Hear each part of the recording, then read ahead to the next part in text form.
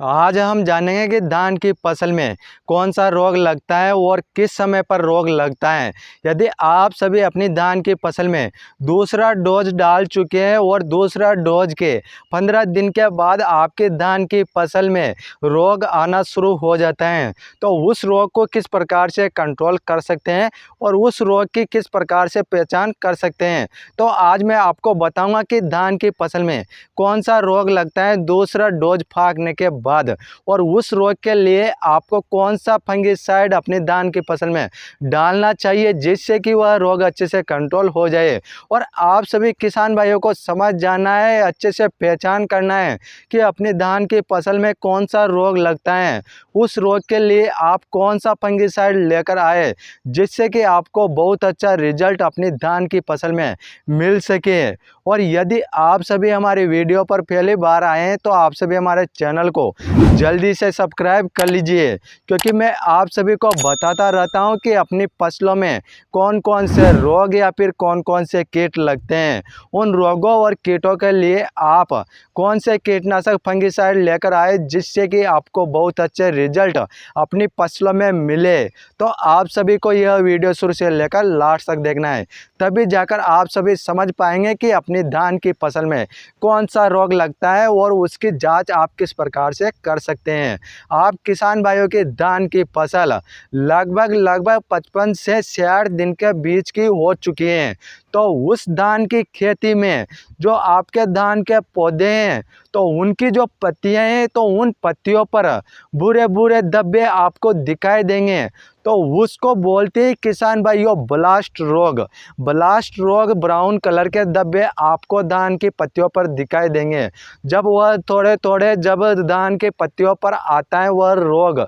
उसके 8 से 10 दिन के बाद आपके धान की फसल में अचानक से तेजी से बढ़ने लग जाता है वह रोग, जिससे कि धान के पौधे की ग्रोथ अचानक से कम हो जाती है, जिससे कि धान के पौधे अच्छे से ग्रोथ नहीं कर पाते हैं और सारे धान के पौधों पर बुरे बुरे कलर के धब्बे दिखाई देने लग जाते हैं, तो उसको बोलते हैं किसान भाइयों ब्लास्ट रोग। इस ब्लास्ट रोग के लिए आप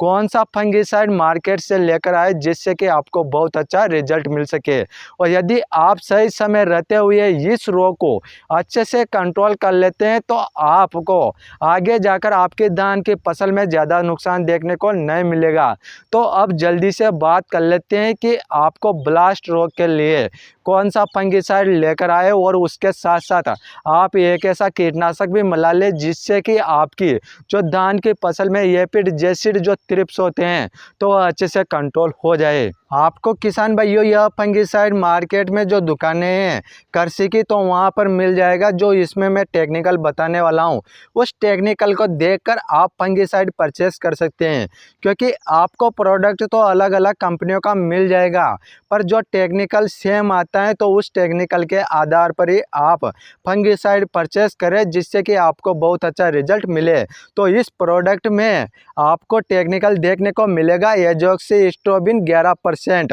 और टेबुकोनाजोल 18.80% ऐसी फॉर्मुलेशन में देखने को मिल जाता है। और किसान भाइयों इसके बाद बात करते हैं कीटनाशक का। तो आपको मार्केट से कौन सा कीटनाशक लेकर आए जो इसके साथ मिला सके। आपको यह प्रोडक्ट लेकर आना है, इसमें मिलता है आपको टेक्निकल थाइमेथोक्सम 75% एसजी फॉर्मुलेशन में, क्योंकि यह भी आपको अलग अलग कंपनियों का मिल जाएगा। तो आपको जो थाइमेथोक्सम 75% एसजी फॉर्मुलेशन में जो टेक्निकल आता है तो उस टेक्निकल को देखकर आप कीटनाशक परचेस कर सकते हैं जिससे कि आपकी धान की फसल में एफिड जैसिड थ्रिप्स लगते हैं तो अच्छे से कंट्रोल हो जाए। और आप इन दोनों के साथ में यह एक गोंद या चिपको ले सकते हैं जिससे कि जब आप अपनी धान की फसल में स्प्रे करेंगे तो पत्तियों पर अच्छी तरीके से दवाएं फैल जाए, प्रवेश कर सके, जिससे कि जो पत्तों पर छुपे कीट और रोग हैं तो वहां तक दवाएं अच्छे से फैल सके, जिससे कि अपनी धान की फसल में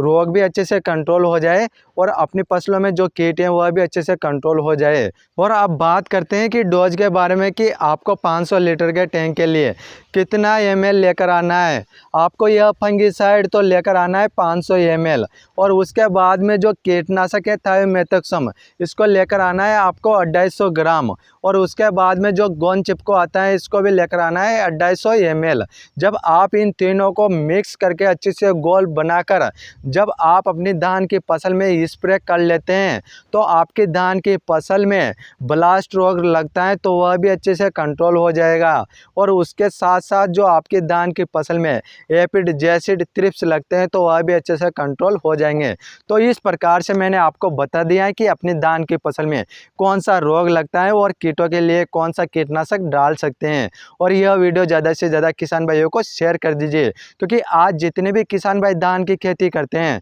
तो धान की खेती में ब्लास्ट रोग आएगा ही आएगा। तो उसके लिए आप इन फंगिसाइड और इन कीटनाशकों का इस्तेमाल करके अच्छे से कंट्रोल कर सकते हैं। यदि आपका कोई क्वेश्चन या सवाल है तो आप हमें कमेंट कर सकते हैं, हम आपका कमेंट का रिप्लाई ज़रूर करेंगे। फिर मिलते हैं किसान भाइयों अगले नेक्स्ट वीडियो में।